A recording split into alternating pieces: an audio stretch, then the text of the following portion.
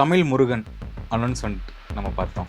அப்படிங்கும்போது போன மாதம் தான் ஜூனியர் என்டிஆர் விக்ரம் அவங்களுடைய அனௌன்ஸ்மெண்ட் வருது. இப்போது இந்த படம் அனௌன்ஸ்மெண்ட், அடுத்து செய்யோன் வருது. அப்படிங்கும்போது இந்த கடவுள் படங்கள்லாம் ஏன் வருதுன்னு ஒரு பக்கம், இன்னொன்று முருகன் வச்சு ஏன் இப்படி பண்ணுறீங்க, born in north born in South அப்படிங்கிற பிரச்சனைகள் போயிட்டுருக்கு. எதுக்கு இந்த விஷயங்கள், எதுக்கு தமிழ் முருகன்? தமிழ் கடவுளுங்கிறது உலகத்தில் இருக்கிற எல்லா பேருக்குமே தெரியும். முருகன் உலகம் பூரா தமிழ் மக்கள் வாழ்ந்துட்டு இருக்காங்க. அப்புறம் அதை ஏன் தேவையில்லாமல் நான் நார்த்தில் பிறந்த ஒரு முருகன் அப்படின்னு சொல்ல நீ நெசசிட்டி இல்லை இல்லையா? ஸோ இப்போ ராமர் எங்கே பிறந்தார், சிவன் எங்கே இருக்காரு எல்லாருக்குமே தெரியும். அது தேவையில்லாமல் கொளுத்தி போட முடியுமா? நம்ம தமிழ்நாட்டில் தான் அவங்க பிறந்தாங்க வளர்ந்தாங்கன்னு சொல்லிட்டு அது பெரிய சர்ச்சையாகும் இல்லை. அது தேவையில்லை. எந்த மாநிலத்தில் பிறந்தாலும் நம்ம எல்லா பேரும் வணங்குறோம்.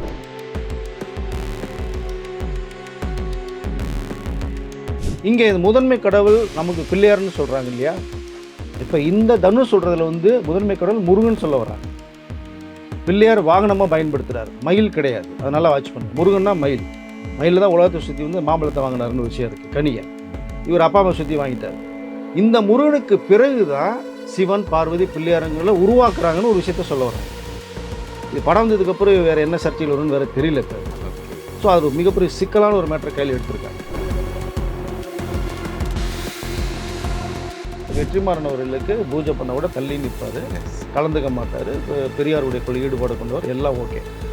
இங்கே டச் பண்ணுறது அவர் கடவுள் முருகனே டச் பண்ணல. நீங்கள் படம் வந்ததுக்கப்புறம் தான் தெரியும். இது கதைக்களம் வேறு, அமைப்பு வேறு. அந்த மன்னர் என்ன, இந்த குமரிக்கண்டத்துக்கு என்ன பண்ணார், அது மாதிரி இப்போ தமிழ்நாட்டுக்கு தனுஷ் என்ன பண்ணுவார் அப்படிங்கிற மாதிரினா ஒரு இதை கொண்டு போகிறாங்க. ஆன்மீக அரசியல் உள்ளே கொண்டு வர்றார் தனுஷ்.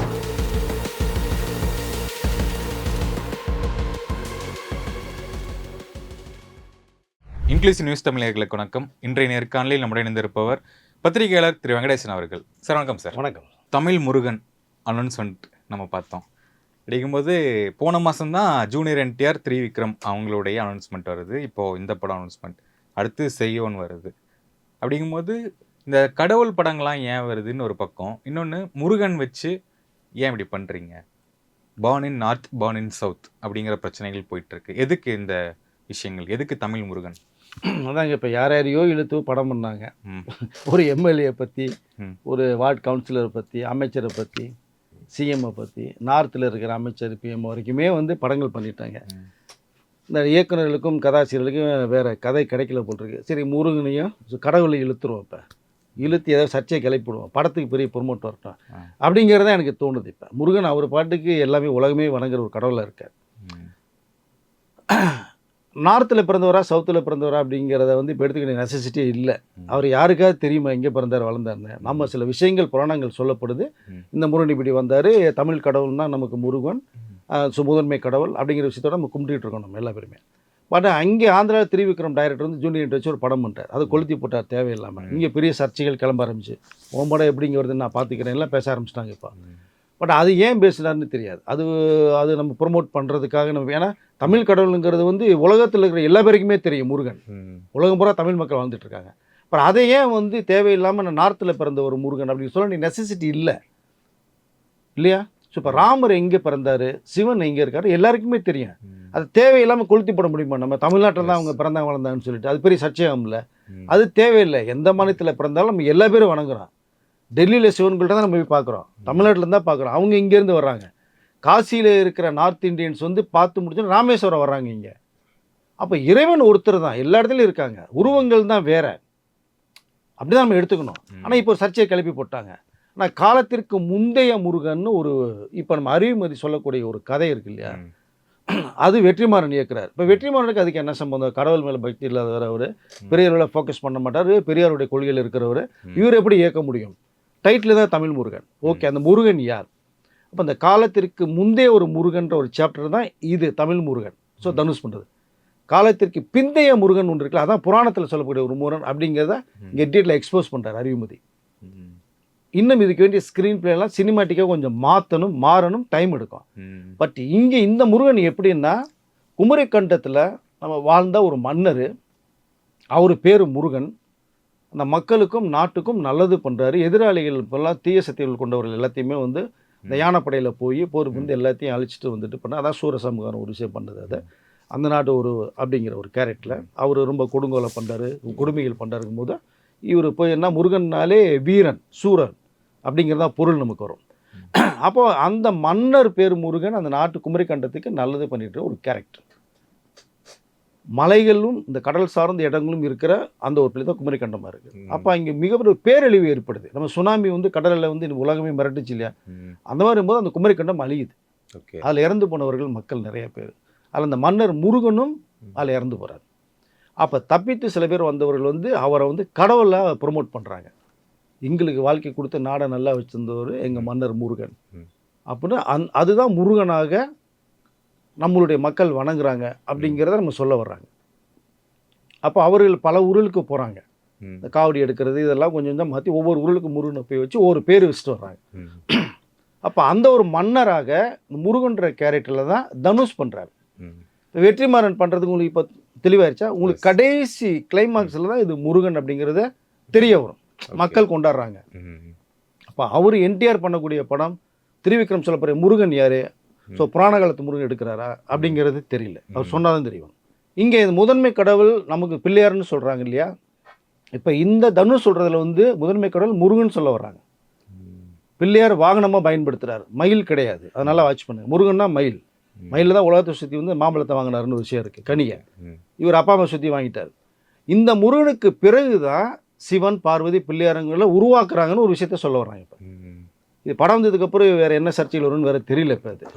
ஸோ அது மிகப்பெரிய சிக்கலான ஒரு மேட்டரை கையில் எடுத்திருக்காங்க. ஆனால் விளக்கம் கொடுக்குறாங்க, இந்த முருகன் யார், அவங்க சொல்ல போகிற முருகன் யார். இப்போ அந்த முருகன் எப்படி நாரத்தில் பிறந்தான்னு சொல்கிறாங்கன்னா, சிவனுடைய நெற்றி பொட்டிலேருந்து வந்து தீப்பழம்புகள் 6 வரும்போது அதை கங்கையில் போய் வாயு பவனும் அக்னி பவனும் கொண்டே ஸோ அது கங்கையில் சேர்த்துறாங்க. அங்கேருந்து வந்தவர்கள் சரவண பொய்கையில் வரும்போது தான் இங்கே 6 குழந்தைகளாக மாறுது. பார்வதி தாயார் எடுத்து ஒன்றா சீக்கிரம் ஆறுமுகமாக மாறுது. அதற்கு பிறகு வந்து வளர்ந்தது விளையாடுறது பூரா இங்கே நம்ம தமிழ்நாட்டில் மதுரையில் சரவண பொய்கை குளத்தில் 6 பேர் எடுத்து வளர்த்தாங்க, 6 பேரை அப்படிங்கிறது இங்கே சொல்கிறாங்க. அது பார்வதி தாயார், சிவன், பிள்ளையார். பட் இந்த மன்னர் முருகன் வந்து இவருடைய தாயாருக்கு வந்து கொற்றவை, இப்படி ஒரு கதை சொல்கிறாங்க. இப்போ ரெண்டுக்கும் வித்தியாசம் இருக்கிற மாதிரி கதைக்கெல்லாம் போகுது. நம்ம தமிழுக்கு முருகன் வந்ததுக்கு பிறகு தான் என்ன அழுத்தமாக சொல்கிறாங்க, என்ன சொல்ல வராங்க நமக்கு தெரிய வரும். மொத்தத்தில் 2 படங்களுமே சர்ச்சைக்குள்ள படமாக மாறதுக்கு வாய்ப்புகள் நிறையா இருக்குது. அதுவே ஒரு ப்ரொமோஷன் உங்களுக்கு. என்னென்னா இந்த மாதிரி ஒரு படம் எடுத்தால் நல்ல ஒரு பிராண்டிங் கிடைக்கும் அப்படின்னு ஒரு விஷயம் இருக்குது. இன்னொன்று, வெற்றிமாறன் சார் வந்து ஒரு ஏத்திஸ்ட். அவரும் கடவுள் நம்பிக்கையே இல்லாதவர், பூஜை பண்ணால் கூட ஓரமாக நின்றுருப்பார் ஒரு ஷூட்டிங்கில். அவர் ஏன் இந்த ஒரு அட்டெம்ப்ட் பண்ணணும்? அதுதானே ஐடியாலஜி, அதுதானே விடுதலை 2லேயும் அதுதான் சொல்லிட்டு இருக்காரு. ஏன் அதை அட்டெம்ப்ட் பண்ணணும்? அதுதான் ஒரு கேள்வியாக இருக்குது. இல்லை, அதுதான் நான் சொல்ல வந்தேன். இங்கே கடவுள் முருகனை இங்கே ஃபோக்கஸ் பண்ணலை. மன்னர், ஒரு மன்னர், குமரிக்கண்டத்தில் வாழ்ந்த ஒரு மன்னர். இங்கே தான் தமிழ் தேசியமும் உள்ளே வருது. அந்த மன்னர் வந்து இனப்பற்று மட்டுமே உள்ளவர். இந்த ஜாதி மதம்லாம் வெறி எனக்கு எதுவுமே கிடையாது அவருக்கு. அது பிடிக்கும் பிடிக்காது அவருக்கு. அப்படி வாழ்ந்த ஒரு மன்னர், அவர் பேர் தான் முருகன். ஓகே. அப்போது இதை வந்து சொல்ல போகிறது பார்த்தீங்கன்னா, நீங்கள் ஒரு மன்னர் ஆட்சி அப்படின்னு தான் வேல்பாரி கதை வெங்கடேசன் சங்கர் இயக்க போகிறாங்க. அது ஸ்க்ரீன் ப்ளே பண்ணிட்டு இருக்காரு. ஓகே. அதில் இவங்க வந்து ஹீரோயிசம் கேரக்டர் மன்னராக வர்றாங்க இல்லையா, அதே தான். இப்போ பாகுபலி என்ன சொல்ல வந்தாங்க, அந்த பிரம்மாண்டம், இந்த நாட்டுக்காக தன் உயிரை கொடுத்த ஒரு மன்னர். அப்படிங்கும்போது இதுக்குள்ளே கொஞ்சம் அரசியல் உள்ளே வருது. இப்போ தனுஷ் அரசியலுக்குள்ளே உள்ளே வராரா, அதுக்கு தான் இந்த கதையவே இப்போ டச் பண்ணுறாங்க. கன்ஃபார்மாக வர மாற்று கருத்தையில் எழுதி வச்சுங்க. 2031 இந்த களத்தில் இறங்குறாங்க. ஒரு பக்கம் அண்ணாமலை இறங்குறாரு, ஒரு பக்கம் தனுஷ் இறங்குறாரு, சூர்யாவும் இறங்குறாரு, 2036 இறங்குறாரு. அது ஒரு பக்கம். ஆமாம், இல்லை 2036 சட்டசபை வருது இல்லை, அதில் இறங்குறாரு. 36. எஸ். ஸோ அப்போ எல்லாருக்குமே விஜய் அவர்கள் முதலமைச்சரான பிறகு இந்த ஆசையில் எழுதுமே வந்தாச்சு. வரட்டும், தப்பு இல்லை. மக்கள் மத்தியில் செல்வாக்குகளை வரலாம், அவ்வளோதான். ஸோ இப்போ இந்த கதையை எடுக்கிறது காரணமே வந்து வெற்றிமாறன் அவர்களுக்கு பூஜை பண்ண கூட தள்ளி நிற்பார், கலந்துக்க மாட்டார், பெரியாருடைய கொள்கை ஈடுபாடு கொண்டவர், எல்லாம் ஓகே. இங்கே டச் பண்ணுறது அவர் கடவுள் முருகனே டச் பண்ணல. நீங்கள் படம் வந்ததுக்கப்புறம் தான் தெரியும். அண்டர்ஸ்டுட். அதாவது உங்கள் நேம் முருகன் அப்படின்னா உங்களுடைய கேரக்டர் எடுத்து படம் பண்ணுறாரு, அவ்வளோதான். ஸோ இப்போ இது கதைக்களம் வேறு, அமைப்பு வேறு. அந்த மன்னர் என்ன, இந்த குமரிக்கண்டத்துக்கு என்ன பண்ணார், அது மாதிரி இப்போ தமிழ்நாட்டுக்கு தனுஷ் என்ன பண்ணுவார் அப்படிங்கிற மாதிரினா ஒரு இதை கொண்டு போகிறாங்க. ஆன்மீக அரசியல் உள்ளே கொண்டு வர்றார் தனுஷ். புரிஞ்சா உங்களுக்கு? இதுக்குள்ளே நிறைய விஷயம் உள்ளே அடங்கியிருக்கு. இது போக போக தெரிய வரும்.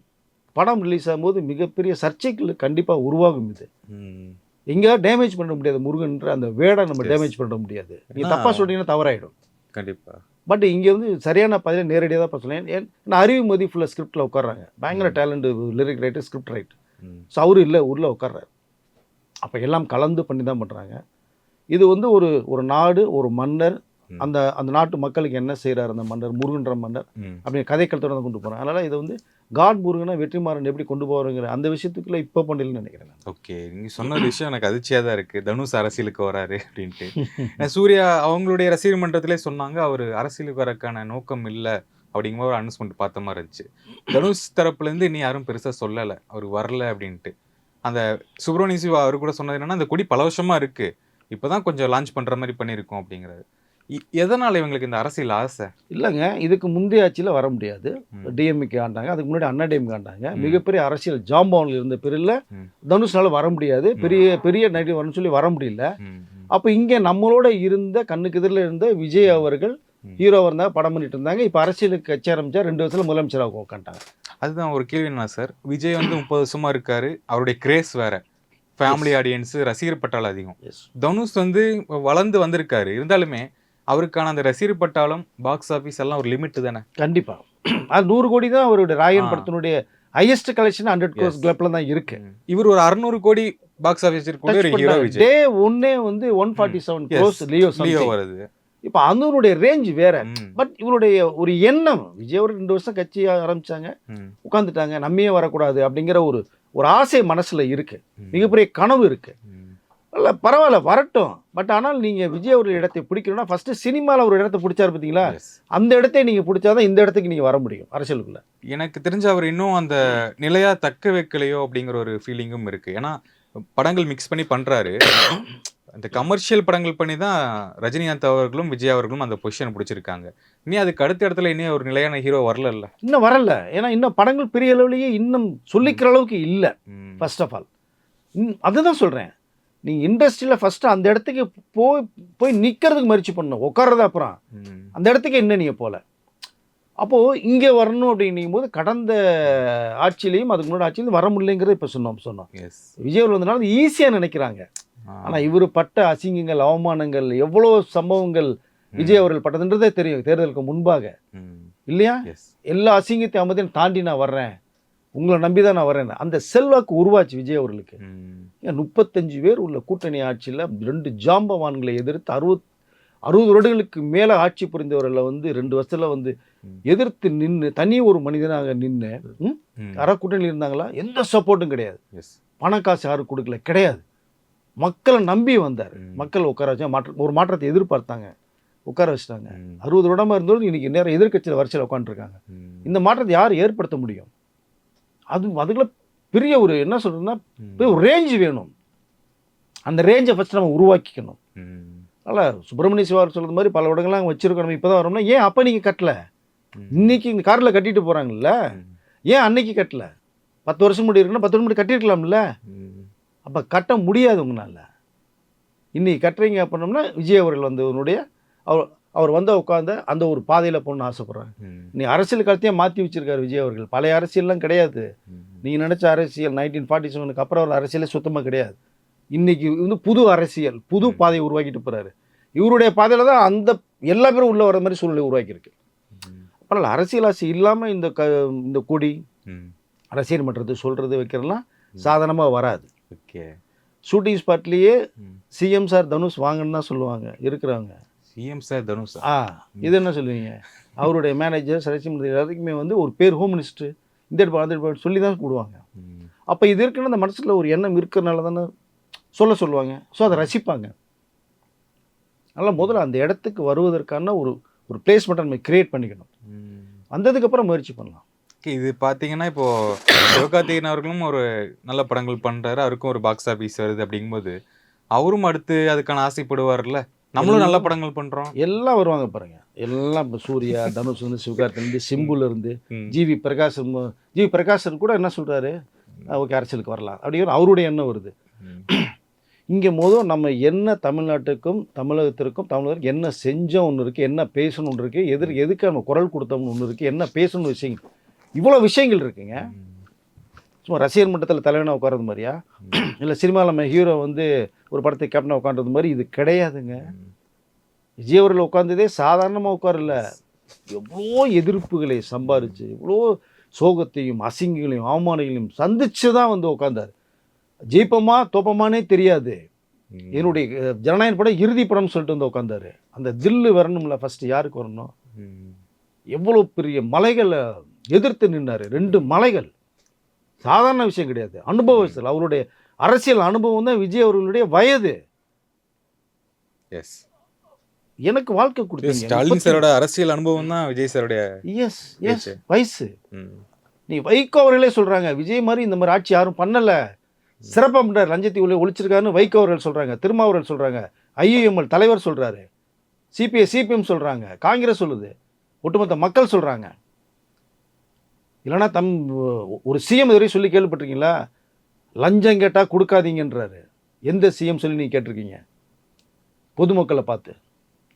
அப்படி கேட்டால் எங்கள் அண்ணன் ஆட்சி, எங்கள் தம்பி ஆட்சி இல்லையா, எங்களுடைய தாய்மாமா ஆட்சி, உங்கள் விஜய் ஆட்சி, எங்கள் விஜய் ஆட்சின்னு சொல்லுங்க, லஞ்சம் கேட்குறவங்ககிட்ட கொடுக்காதீங்கன்னு சொல்கிறார்.